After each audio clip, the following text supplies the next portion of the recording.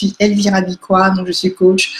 Mon métier consiste effectivement à aider les personnes à guérir de leurs blessures du passé afin de pouvoir simplement se réconcilier avec leur passé et libérer pleinement leur potentiel, donc se refocaliser sur ce qu'ils ont à l'intérieur d'eux, donc les trésors qui sont enfouis à l'intérieur d'eux, et de pouvoir jouir simplement de l'épanouissement. Voilà, je crois que fermement, on a été créé, on est sur la terre, on vient pas pour accompagner les autres, on vient pas pour s'apitoyer sur son sort, mais on vient aussi pour vivre une vie.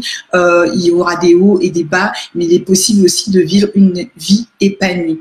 Voilà, aujourd'hui, mon combat, c'est vraiment aussi d'aider les personnes aussi à vivre dans le plein épanouissement, à ne pas être frustrées.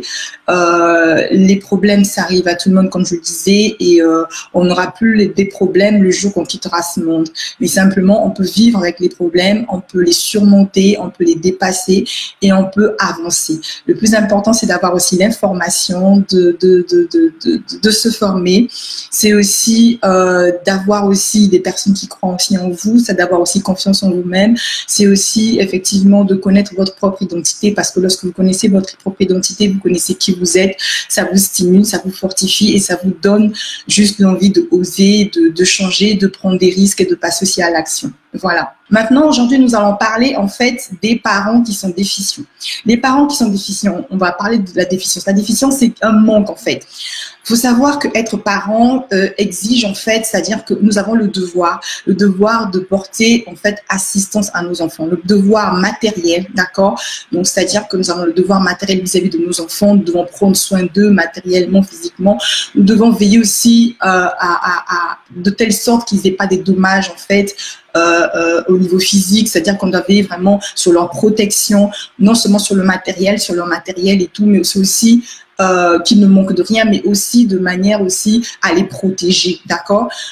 Troisièmement, nous devons aussi leur porter de l'attention et de l'amour. Ça, c'est vraiment quelque chose qui est très important, parce que sans amour, sans affection, vraiment, on détruit nos enfants. C'est simple, hein, c'est pas compliqué. Peut-être que vous allez trouver ça peut-être trop demandé, mais il ne s'agit pas de juste rester sur la vague financière, de se dire « Ah, mais cet enfant ne manque de rien, je lui donne à manger, je lui donne à boire, il est dans un, je sais pas moi, il vit dans un château. » Non, au-delà de cela, vous devez aussi apporter en fait une protection, et au-delà de la protection environnementale, vous devez aussi en fait apporter de l'amour et de l'affection. C'est très important. En fait, c'est un devoir que nous avons en tant que parents. Si vous n'êtes pas capable en fait de le faire, ce n'est pas la peine de faire des enfants, parce que sinon c'est juste des dégâts en fait.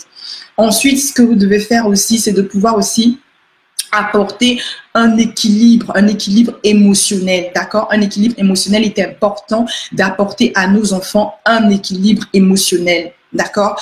Parce que les enfants, ils en ont besoin. Il faut savoir que les enfants, quand ils sont petits, c'est comme des éponges. Ils avalent tout, ils absorbent tout, ils écoutent tout.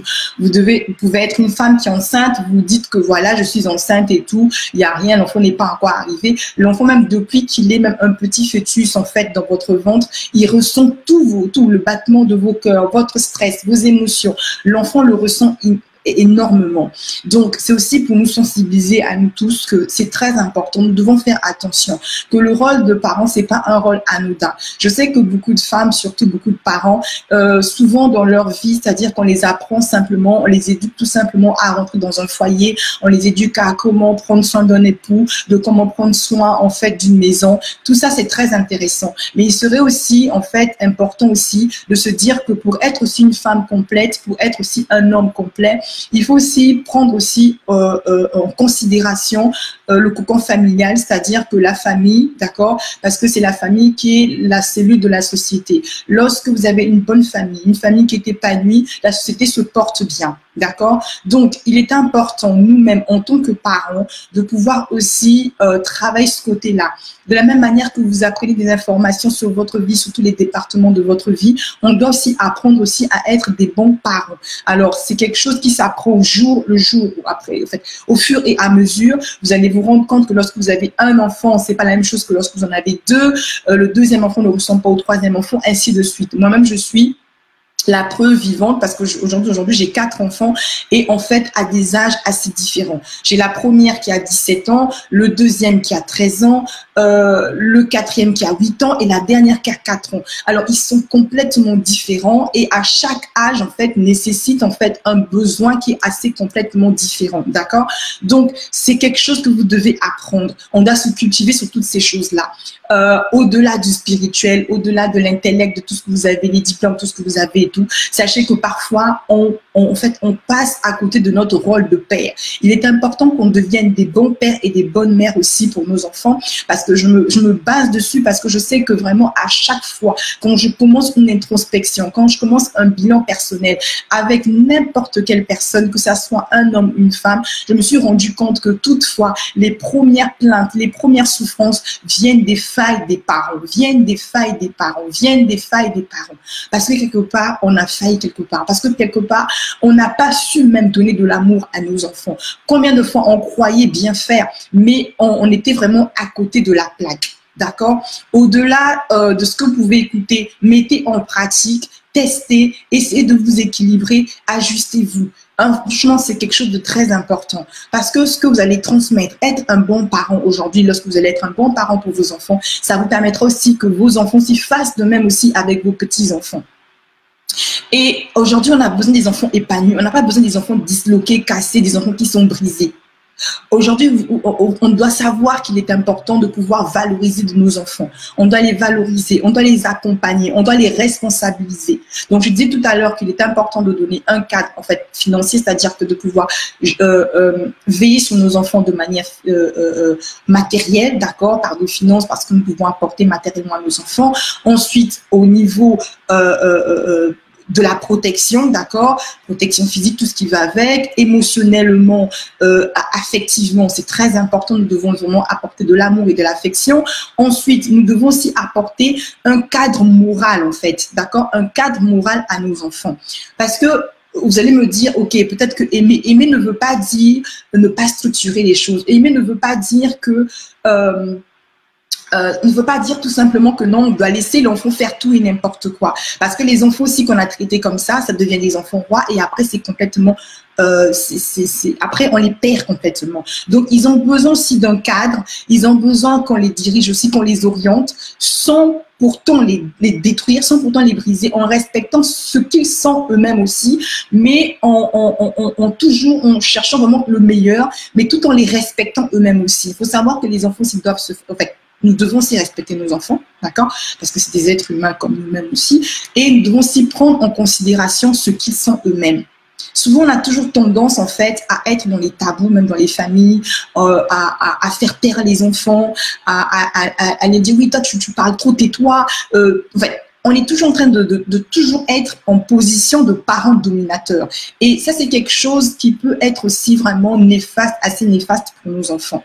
Donc, nous devons essayer d'être des parents équilibrés. Je vous l'accorde que c'est pas évident, mais avec beaucoup d'amour, si vous avez la possibilité, si vous voulez éviter les dégâts de votre enfant à son adolescence ou quand il va être adulte ou quand il sera l'âge, ça sera l'âge qu'il parte de chez vous, si vous voulez éviter les dégâts, vous devez prendre le temps de pouvoir vraiment être aussi à l'écoute de vos enfants. D'accord? On veut toujours réussir nos carrières professionnelles, on veut tout réussir nos mariages, mais on ne cherche pas aussi à réussir l'éducation de nos enfants. Et l'éducation de nos enfants, ça ne passe pas juste en mettant nos enfants dans les grandes écoles, dans les écoles privées, mais ça passe aussi par vraiment les guider, leur donner de l'amour, de l'affection, croire en eux, croire au potentiel qu'ils ont, les valoriser, c'est très, très important. Aujourd'hui, si vous êtes avare de tendresse, si vous êtes avare et que vous ne savez pas vous exprimer vos sentiments, vous devez faire un effort, vous devez vous surpasser, apprendre à aimer, apprendre à exprimer vos sentiments à vos enfants. Ça va vous éviter des enfants qui seront en dépendance affective, ça va vous éviter des enfants qui vont aller se rencontrer avec des pervers narcissiques, ça va vous éviter demain de pouvoir pleurer sur votre fille qui va tomber sur le premier venu parce qu'elle était tellement désespérée, parce que vous ne l'avez jamais dit que vous l'aimez, ça va vous éviter beaucoup de dégâts. Parce que souvent on se dit, en fait, il faut comprendre que lorsqu'on grandit et que vous voyez votre fille en train de se détruire, ça veut dire que simplement, en fait, on vous renvoie le scénario, c'est-à-dire de votre éducation. On vous fait comprendre simplement qu'aujourd'hui, si votre enfant, votre fils ou votre fille est dans cet état, c'est simplement parce que quelque part, vous avez loupé un épisode de l'éducation de votre enfant. Et éducation, je veux vous dire, c'est pas juste simplement prier, d'accord, avec vos enfants. C'est pas juste, en fait, laisser vos enfants à l'école, dans des internats, dans des écoles prestigieuses. Non, ça fait partie, d'accord, ça fait partie du processus. Mais il y a aussi, comme je vous ai cité, les étapes là, vous devez, en fait, c'est un tout, c'est un tout. Et vous ne devez pas laisser un autre. Il n'y a pas un qui n'est plus qui est plus important que l'autre. Non. En fait, c'est un mélange, en fait. Un mélange d'amour, un mélange de protection, un mélange d'affection, un mélange aussi un peu d'autorité pour pouvoir effectivement conduire cette personne en respectant ce qu'elle a, en croyant aussi, voilà. Si vous avez raté votre vie, ne croyez pas que parce que vous avez raté votre vie, ne mettez pas vos frustrations sur vos enfants, s'il vous plaît. D'accord? Vos frustrations, c'est pas la peine de les mettre sur vos enfants. Prenez le temps de vous soigner. C'est pour ça que je dis toujours aux parents. Les parents, souvent, ils ne prennent pas le temps de se soigner et après, ils fatiguent, ils transfèrent en fait leurs ondes négatives sur leur enfant. Ils se disent que eux, comme c'est des ratés, que leurs enfants aussi seront des ratés comme eux. Mais non, je suis désolée. Vous devez être conscient que votre vie n'est pas la vie de votre enfant. D'accord? Ça, c'est très important. Alors, en tant que parent déficient, les parents déficients, c'est quoi? Je vais vous prendre un exemple. J'ai eu une dame qui est venue se faire coacher. Donc, pendant son coaching, il faut savoir que je fais des coachings en groupe et des coachings individuels. Quand c'est vraiment des situations assez spécifiques, c'est vrai que pour certaines personnes, elles préfèrent prendre des coachings individuels. Donc, au départ, n'hésitez pas, sachez que vous avez la possibilité de faire vos réservations pour des coachings, des séances découvertes. Si vous avez des questions pour savoir effectivement mes services, mes prestations, ce que je peux vous proposer, n'hésitez pas à m'écrire en inbox, à réserver un rendez-vous. Vous avez des séances complètement gratuites, des séances découvertes gratuites de 20 minutes ou 30, voire maximum, où je prends le temps de vous écouter pour savoir si je suis la personne adéquate à votre problème. Si je ne le suis pas, je vous dirai clairement, j'ai pas de souci avec ça, je ne suis pas la réponse à tous les problèmes, je ne résous pas tous les problèmes. Si je suis apte et je trouve que c'est vraiment dans mon registre et tout, dans mon expertise, je me ferai le plaisir de vous accompagner. Si ce n'est pas moi, je vais vous orienter vers mes confrères. D'accord? Voilà. Donc, aujourd'hui, cette dame, elle est venue parce que tout simplement, elle en avait marre. Elle en avait marre. Pourquoi? Ce qui se passe, c'est qu'en fait, elle était en couple déjà et ça s'est mal passé. Elle s'est séparée de son premier partenaire et elle s'est mise avec un deuxième partenaire. En se mettant avec un deuxième partenaire, elle s'est rendue compte que ça n'allait toujours pas. À chaque fois, c'était toujours le même disque, c'est-à-dire que l'époux lui disait que voilà, j'en ai ras-le-bol, tu travailles trop. Alors, il faut savoir que ma cliente, ce qu'elle faisait, c'est qu'en fait, elle cachait en fait son mal-être derrière le travail. Donc, elle était tout le temps en train de travailler. Elle pouvait faire 75 heures par semaine parce que simplement, elle se cachait derrière le travail. C'est-à-dire que pour elle, le travail, c'était une manière de pouvoir se montrer à elle-même qu'elle était capable de faire quelque chose. D'accord? De pouvoir, en fait, se rassurer elle-même qu'elle était capable d'aller au bout de ce qu'elle pouvait faire. Et alors, ce qu'elle fait, en fait, c'est à chaque fois, 75 heures, du coup, le partenaire, il commence à râler. Là, le premier monsieur, il est parti comme ça, ils se sont séparés. Là, le deuxième, pareil, ils se sont séparés. Donc, c'était quoi? Elle, son truc, c'était elle était tout le temps à l'église. Si c'était pas à l'église, elle était fourrée, en fait, au travail. Et déjà, au niveau du travail, c'était vraiment compliqué. En plus, elle n'a pas encore eu d'enfants, mais donc du coup, même faire des enfants, c'est pas encore sa priorité parce que vraiment, elle se cache vraiment, elle cache ses blessures en fait, c'est des masques tout simplement. Elle cache ses masques en fait derrière le travail. Elle cache ses blessures derrière le travail en travaillant intensément et en fait, c'est ce qui la console, c'est ce qui lui fait montrer qu'elle est capable de quelque chose et tout. Alors du coup, quand elle arrive, comme ce que je fais avec tout le monde, c'est toujours effectivement un bilan, une introspection pour savoir sur quel terrain je m'aventure en fait, pour savoir exactement qu'est-ce qui ne va pas. Je vais vraiment gratter vraiment pour savoir derrière effectivement ces hommes qui se plaignent, parce que ça devient de manière répétitive, si une personne se plaint et qu'elle part et que tu trouves encore un deuxième mari qui se plaint, qui à cause toujours la même chose que parce que tu travailles trop, à un moment donné, les amis, il va falloir se poser des questions. C'est vrai qu'il y a aussi des personnes, souvent, quand il y a des choses qui ne marchent pas, elles ne s'asseyent pas pour se demander, mais qu'est-ce qui ne va pas chez moi? Elles sont toujours en mode victime, en train de culpabiliser, de chercher un sorcier, de chercher, je sais pas, voilà, il y a un homme de nuit, il y a en fait, des trucs assez farfelus pour dire que voilà, c'est peut-être assez démoniaque et tout. Parfois, c'est pas les démons, hein, les amis. Parfois, c'est juste simplement qu'il y a quelque chose qui ne va pas, il y a un dysfonctionnement en nous et qu'il faut simplement s'asseoir et essayer de comprendre qu'est-ce qui ne va pas en nous. Donc, c'est peut-être une déformation qui est faite de manière inconsciente et on se dit que voilà, on est normal, on ne comprend pas, mais quelque part dans notre subconscient, il y a quelque chose qui ne va pas trop bien et du coup, il faut s'asseoir et il faut essayer de recadrer cela. Et du coup, je me pose des questions, je dis voilà, mais qu'est-ce qui s'est passé tout long? Par rapport à cela, je me pose des questions, je demande, comme je fais tout souvent, qu'elle me parle en fait de son enfance. Donc, je pose des questions et tout, et du coup, on tombe sur le fait que, bon, c'est là où elle m'explique que elle, depuis l'âge de 9 ans, je crois que c'était l'aînée de la famille, elle avait des frères et sœurs. Et ce qui se passe, c'est que elle avait un peu la responsabilité de tout dans la maison. C'est-à-dire qu'elle n'a pas eu une enfance. C'est ce que j'appelle effectivement des parents déficients, des parents manquants, des parents qui ne sont pas là. Ils sont là sans être là, en fait. Des parents qui ne prennent pas leurs responsabilités.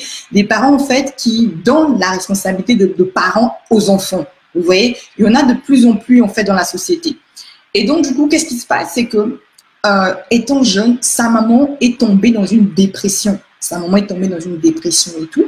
Et donc du coup, elle est tout le temps en dépression. Donc elle m'expliquait que étant dépressive, son père envoyait sa maman voir des médecins, des psychologues et tout ça. Et bon, ça ne s'améliorait pas forcément. Donc, de temps en temps, ça allait un peu bien. Et après, elle rechutait. Donc, elle passait plus ses journées, en fait, dans la maison, enfermée, dans le noir. Donc, dans sa chambre et tout. Donc, cette dame, elle me parle de sa mère. Enfermée dans le noir et tout. Et du coup, elle s'est retrouvée avec la responsabilité de pouvoir prendre soin de ses frères et de prendre soin de ses sœurs comme ça. Et je me pose la question, mais dans tout ça, mais le papa, il était où? Oh non, mais en fait, le papa, il voyageait beaucoup. Et le papa, en fait, qu'est-ce qu'il faisait? Il sortait soit le matin, il rentrait le soir pour se coucher. Et par-dessus, la cerise sur le gâteau, c'est que quand il partait, il disait, voilà, ma fille, voilà, prends bien soin de tes frères et des sœurs, prends soin de ta maman, hein, prends soin de ta maman, arrange-toi, assure-toi à lui tirer un sourire dans la journée. Donc, en fait, le père, lui, sa responsabilité de père et d'époux, il a transféré sur sa fille. Donc, c'était sa fille qui avait, en fait, on va dire, sa fille qui avait dans la charge de jouer le rôle d'époux en même temps pour, quelque part d'époux, parce que je veux dire, quand ta femme, ça ne va pas, c'est à toi, normalement, le père, de pouvoir jouer ton rôle en cherchant à savoir pourquoi ta femme est en dépression, pourquoi elle est dans cet état. Ça veut dire que quelque part, il y a quelque chose qui ne va pas. Et en parallèle, non seulement que tu n'aides pas à solutionner ce problème avec ta femme, tu ne t'occupes pas non plus de tes enfants, et après, l'idée que tu trouves qui est très extraordinaire, c'est de dire à ta fille, à ton aîné que bon voilà, moi je m'en vais travailler, assure-toi de prendre soin de tes frères et sœurs, voilà, assure-toi de prendre soin de ta mère, arrache-lui un sourire, essaie de t'arranger de telle sorte que ta mère puisse trouver un sourire. Mais ça c'est pas le, enfin, excusez-moi, mais c'est pas le devoir d'un enfant de faire ça, d'accord? Le parent qui est complètement déficient, c'est pour ça que j'ai donné la thématique de ce live, le parent déficient. Donc, il donne la responsabilité. Voilà. Donc, un parent déficient, c'est quoi? C'est simplement le parent qui prend ses responsabilités de père et qui le donne à l'enfant. Donc, c'est-à-dire qu'on inverse les rôles. C'est-à-dire que ce n'est plus le père qui doit veiller sur sa femme, qui doit veiller en fait sur ses enfants, mais c'est le père maintenant qui donne la responsabilité à un enfant qui est de surcroît mineur de pouvoir prendre soin de la maison. D'accord? Donc, du coup, l'enfant va grandir avec cela. Donc, l'enfant, elle va essayer de se dépatouiller comme elle voulait et tout.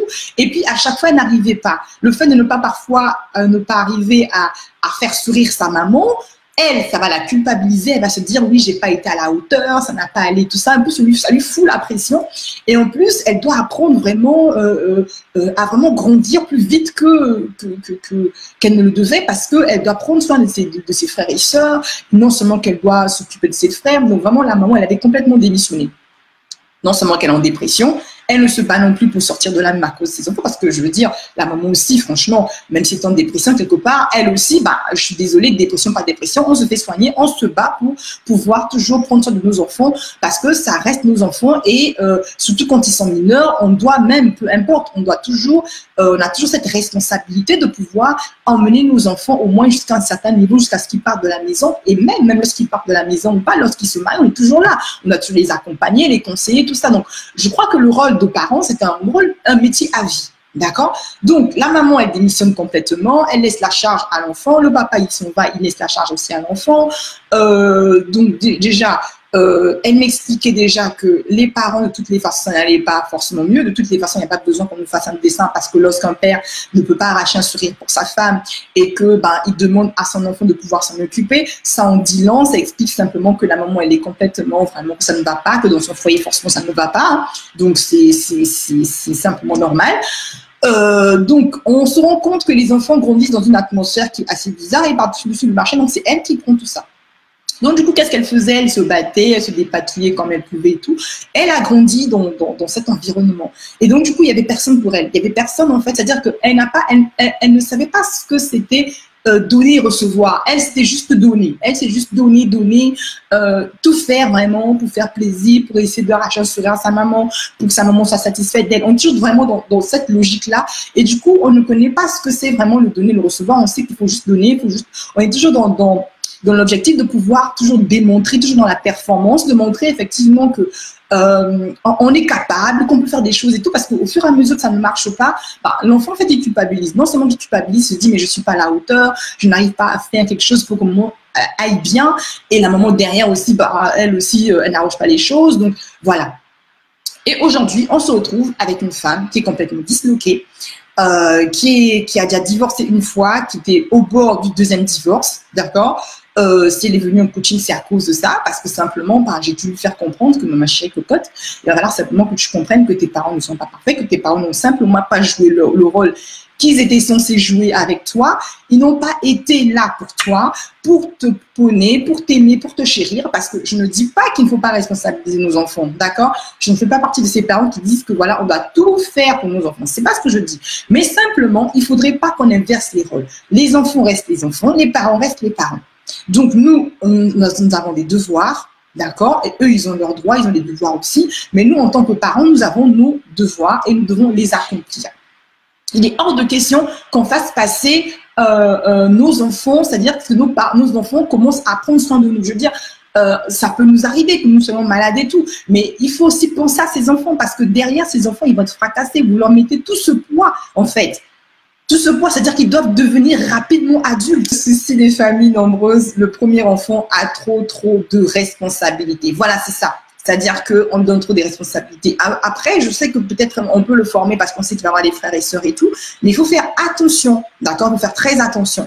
Ne pas remplacer ce premier enfant comme c'était maintenant lui le père ou lui la mère. Et souvent les parents, souvent les papas surtout, ils aiment bien ça. Là, vraiment, je vais attirer vraiment mon attention aussi vraiment vers les papas, que ce soit les papas et les mamans. On doit vraiment faire attention de vraiment ne pas tout mettre sur l'enfant, voilà.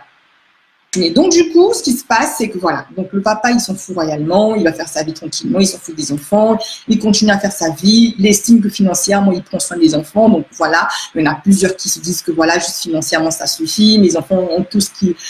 En fait, il y a tout à la maison, quoi. Matériellement, ça suffit. Non, le matériel ne suffit pas. Il faut vraiment essayer de tout faire pour que nos enfants soient équilibrés, vraiment, et surtout l'amour, l'affection, l'attention, des moments importants. Vraiment, c'est très important de pouvoir passer des moments, même si dans votre journée, vous êtes tellement fatigué, trouver des moments avant que les enfants dorment, des moments, ou même pendant que vous faites le dîner. Hein. Moi, je sais qu'à des fois, pendant que je fais le dîner et tout, quand ils rentrent, on est tous dans la cuisine et je papote.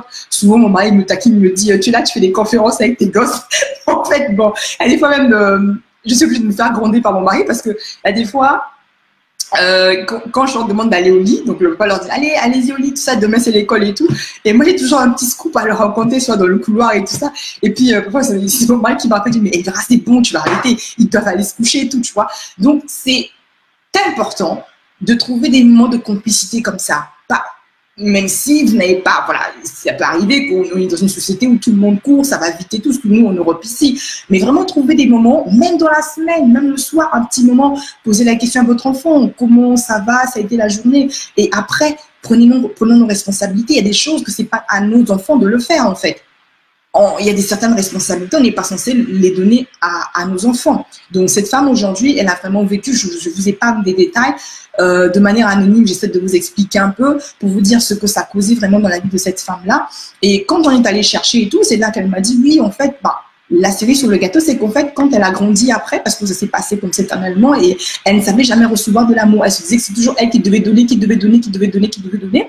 En fait, elle a eu des carences affectives, elle n'était pas bien, elle n'avait pas confiance en elle. Il y a jamais eu quelqu'un qui lui a dit, oui, vas-y, tu peux, tu vas y arriver. Quelqu'un pour l'encourager, elle n'a jamais eu ça de sa vie depuis qu'elle était petite. Sa maman était toujours en mode dépression, c'est toujours elle qui avait des problèmes. Donc, à un moment donné, qui est dans sa bulle, ne pensons pas que les enfants aussi avaient besoin d'elle, que même si, voilà, déjà le papa n'était pas là, que les enfants avaient besoin d'elle et tout. Donc voilà, donc chacun, et le papa qui gérait sa carrière, et la maman qui gérait sa maladie tranquillement, voilà. Donc elle a passé son temps, toute son enfance comme ça, à élever ses frères, à prendre soin de sa mère. Donc en fait, l'enfant ici, c'était la maman. Donc, au lieu que ça soit l'enfant qui soit là assisté par la maman, c'était l'enfant qui jouait le rôle de la maman. Et finalement, de toutes les façons, ce genre de choses, ça crée des dégâts après. Quand elle est partie, qu'est-ce que ses parents, ces mêmes parents, qu'est-ce qu'ils faisaient? Quand elle partait, elle a décidé effectivement de pouvoir déménager, de pouvoir changer de ville, de ne plus à vivre dans la même ville que ses parents.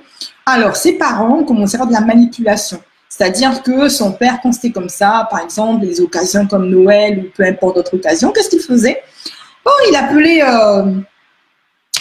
sa fille. Ah non, mais en fait, il faudrait que tu reviennes et tout. Il faudrait que tu viennes passer les fêtes ici. Il faudrait que tu viennes rester quelques jours avec ta maman parce que ta maman ne va pas bien. Tu sais qu'il n'y a que toi qui lui ramène le sourire.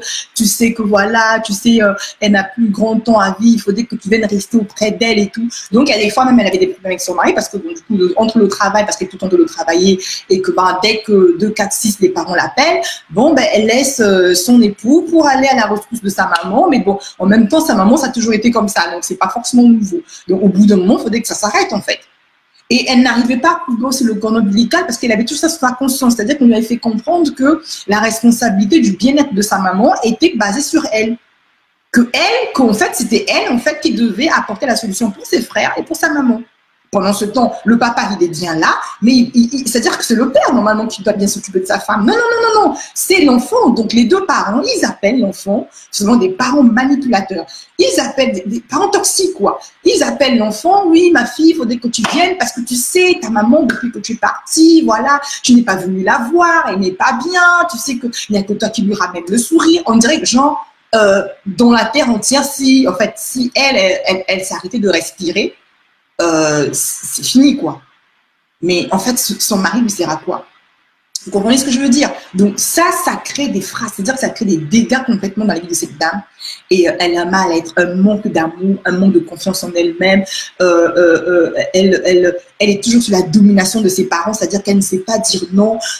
Quand papa demande de faire quelque chose, elle est là parce que c'est toujours l'excuse, c'est toujours ta mère est malade, c'est toujours ta mère a besoin de toi, c'est toujours en fait. Et comme elle a grandi avec ça.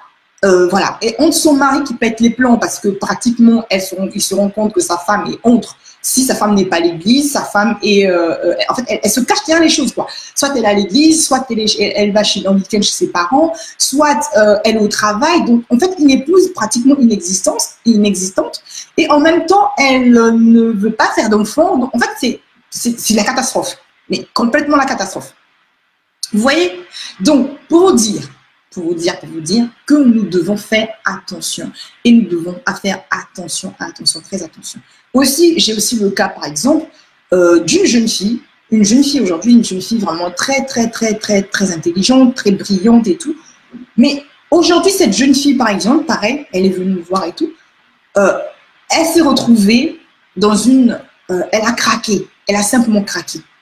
Elle a craqué, elle est venue me voir en coaching pour me dire, voilà, coach, moi j'ai vraiment besoin que j'ai craqué un peu. J'ai dit, mais qu'est-ce qu'il y a? Elle était en pleurs, en larmes. J'ai dit, mais qu'est-ce qui se passe? Elle me dit, j'en ai marre. J'en ai marre, qu'est-ce qui se passe? j'en peux plus et tout, je sais pas quoi faire et tout. Je dis, mais qu'est-ce que je suis fatiguée. Je dis, mais explique-toi, parle-moi. Elle me dit, je suis obligée d'accumuler plusieurs travails. Elle n'est pas encore mariée, elle est jeune. Et elle accumule beaucoup de travail pour pouvoir aider en fait sa maman.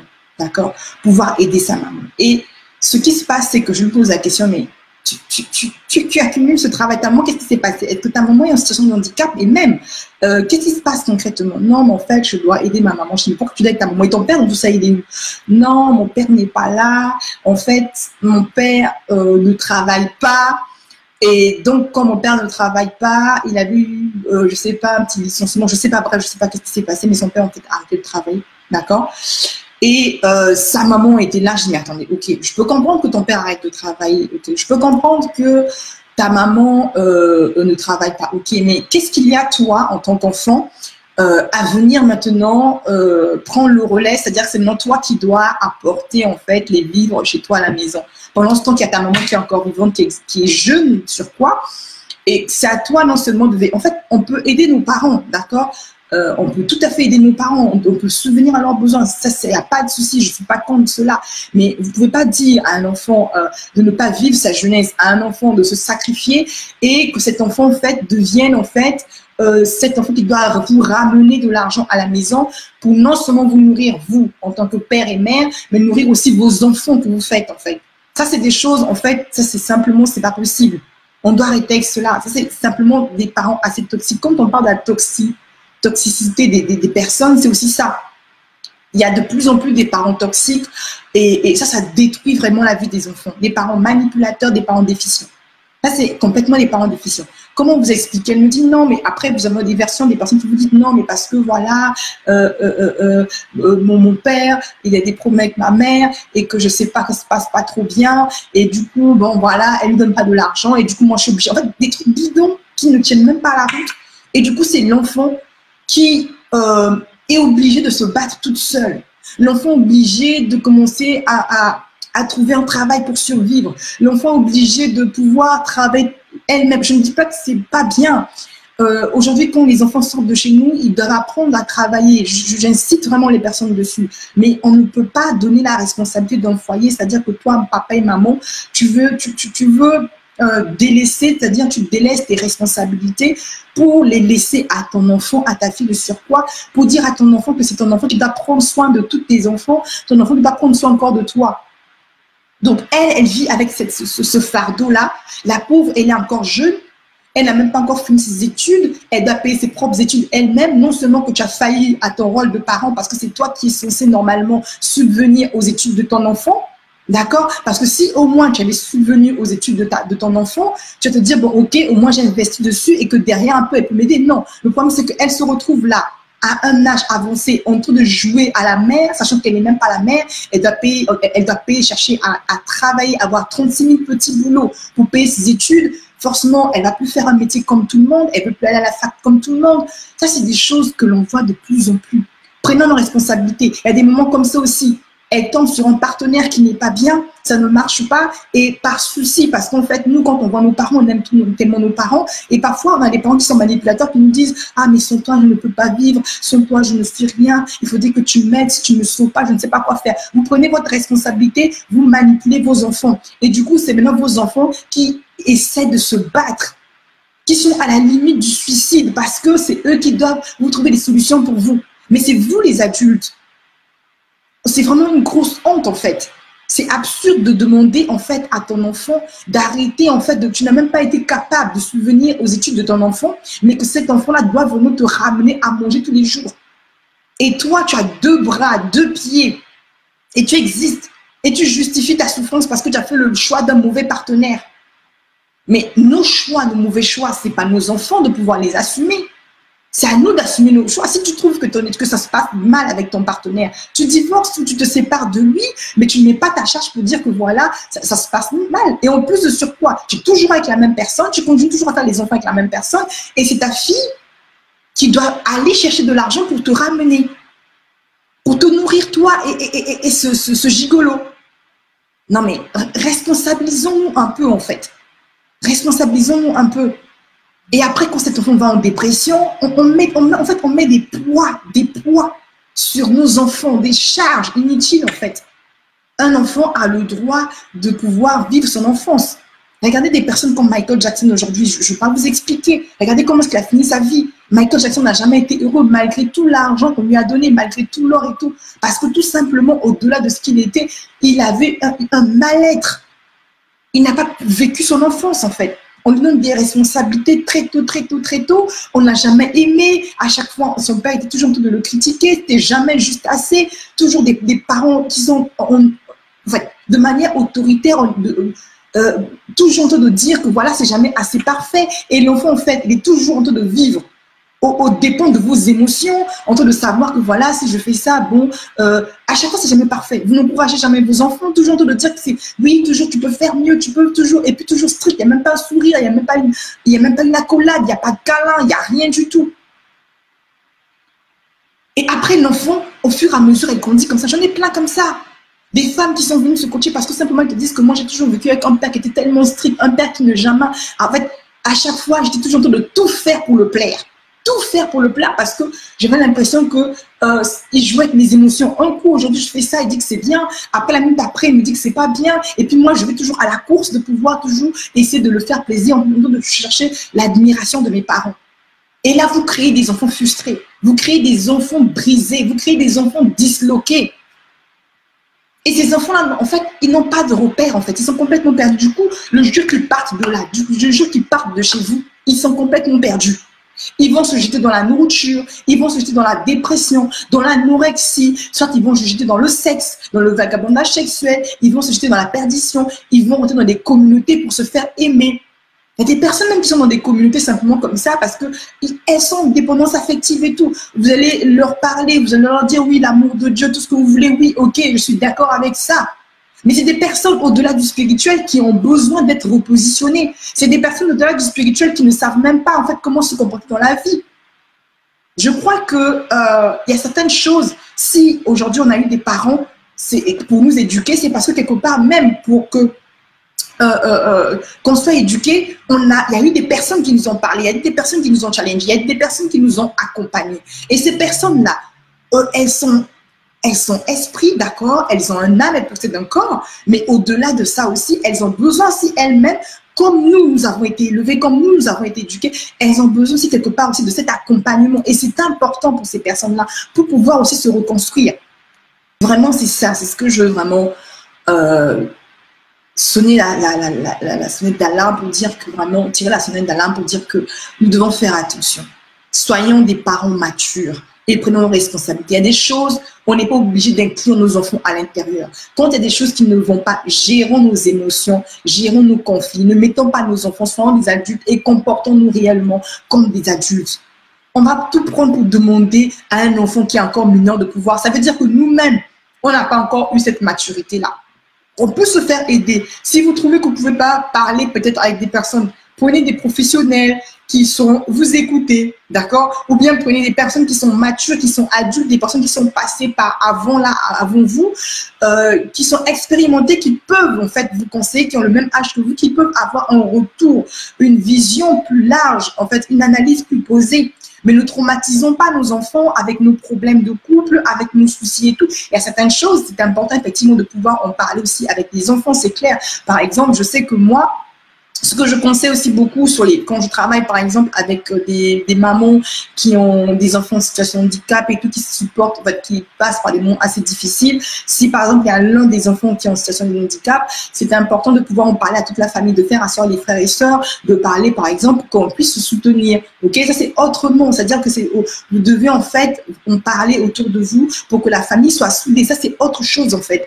Mais quand il s'agit effectivement des relations compliquées, que vous et votre partenaire, vous avez un souci, un problème et que c'est assez compliqué, ça concerne des adultes, évitons au maximum de mettre les enfants à l'intérieur. Évitons au maximum, gérons nos affaires, nos problèmes entre adultes, cherchons des conseils, des personnes qui peuvent nous conseiller et surtout dans le choix même de vos conseillers, ne laissez pas vos oreilles à n'importe qui, faites attention vraiment, ayez la sagesse de choisir les bonnes personnes, les personnes adéquates. Mais ne fatiguez pas, n'attendez pas que ce soit votre enfant, parce que votre enfant, en fait, il n'attend pas de vous. En fait, on est les personnes qui amènent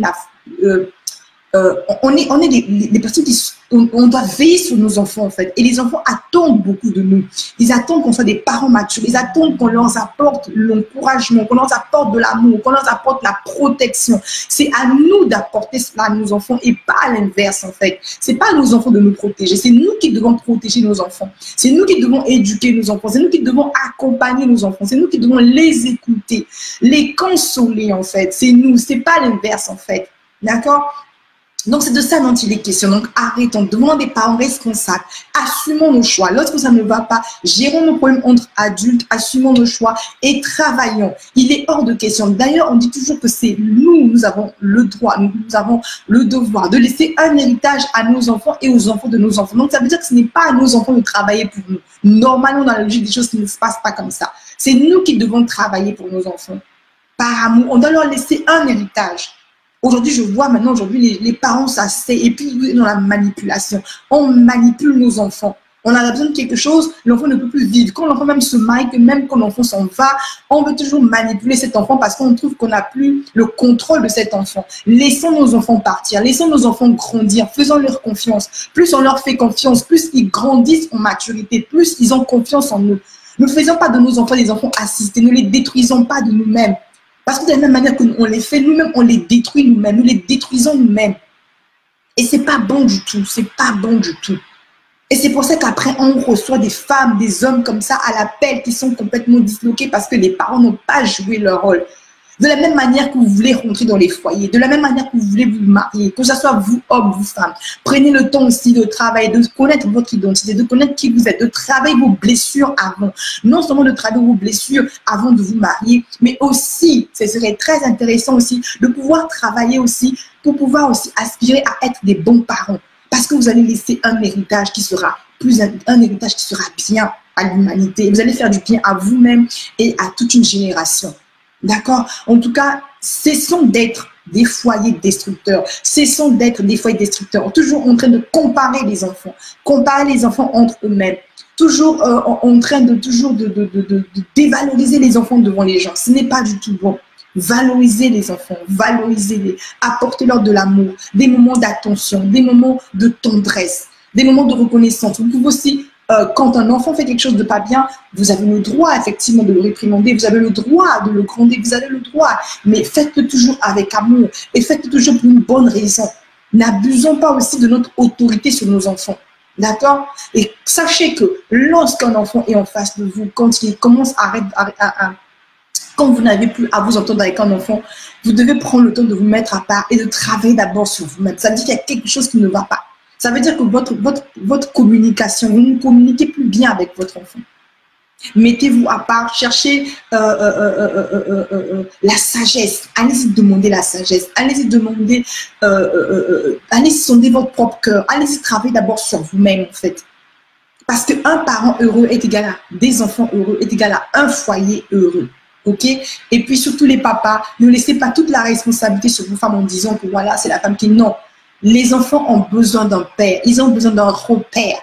On en a ras-le-bol des papas qui partent soi-disant par... En fait, il y a toujours des explications. Et quand c'est comme ça, les parents justifient cela, les enfants justifient cela. Vous allez dire, oui, mon père n'a jamais été là, mais bon, il n'était jamais là, c'était pour notre bien. C'est parce que ça, c'était dans la rationalisation. On est toujours en train de justifier l'injustifiable, de justifier la souffrance, en fait, qu'on a reçue dans notre enfance. On de dire que oui, voilà, papa, il n'était pas là parce que simplement, il devait travailler. Papa n'était pas là parce qu'il devait voyager, parce que bon, il devait nous laisser un héritage. Mais c'est quel héritage que tu veux laisser à tes enfants? Un héritage matériel que tu veux laisser à tes enfants pendant que tu n'es même pas capable de laisser un héritage affectif à tes enfants. Ça sert à quoi en fait? Quand je pense qu'il y a des personnes qui vont plus en fait se dire que c'est plus important de pouvoir laisser un héritage matériel qu'un héritage en fait émotionnel où tu détruis l'émotion, tu détruis en fait ton enfant parce que ton enfant a un manque d'affection. Il se dit qu'il n'est pas aimé par son père, il n'est pas aimé par sa mère. Des parents qui sont toujours absents, des parents efficients. Des parents toujours, qui sont toujours en train de vouloir donner des responsabilités, qui échangent des rôles avec leur enfant. On doit arrêter cela, changeons cela. C'est possible de changer cela et faisons attention. Des parents toujours, oui, voilà, je vous laisse parce que je dois aller prier. Oui, même quand vous allez prier, le premier message, j'ai toujours dit, c'est d'abord chez vous, à la maison. Si vous laissez vos enfants qui sont disloqués, qui sont tristes parce que vous êtes toujours partis quelque part et que vous abandonnez vos enfants, ce n'est pas bon. Soyez des parents équilibrés. Même, nous avons un planning, nous avons des activités à faire, mais toujours pensons que c'est important de veiller sur nos enfants, de veiller sur les émotions de nos enfants, de veiller sur l'amour, de leur donner assez d'amour, d'être là présent quand ils en ont besoin. Même si on ne peut pas être là H24, mais au moins qu'ils sentent que vous êtes là pour eux. C'est important. Et lorsqu'ils sentent que vous êtes là pour eux, ils n'ont pas ce problème de confiance en eux, ils n'ont pas ce problème d'estime de eux, de dévalorisation, ils n'ont pas ce problème-là en fait. D'accord? Voilà. Donc, c'était vraiment ce message pour vous, pour nous tous en tout cas, afin qu'on puisse tous s'améliorer, travaillons dessus, d'accord? Travaillons dessus et faisons un effort de pouvoir nous améliorer. Évitons de responsabiliser, il y a des limites. Les enfants restent des enfants. Arrêtons de voler l'enfance de nos enfants. Laissons nos enfants, ne faisons pas sauter les étapes de la vie de nos enfants. Si vous avez des commentaires, si vous avez des avis, n'hésitez pas aussi à le partager là en commentaire. Ça me fera le plaisir aussi de vous lire aussi. Ok? Donc, n'oubliez pas, vous êtes le créateur de votre propre destin. Vous êtes, tout est possible, ok? Si vous décidez, il suffit simplement de décider de changer les choses. Vous avez la clé de votre vie est entre vos mains. Soit vous la détruisez, soit vous la rangez. Et vous avez ce pouvoir-là. Ce pouvoir est en vous. Ok? Donc, on se dit à très bientôt. C'était Elvira Bicouat pour vous servir. Bye bye les amis.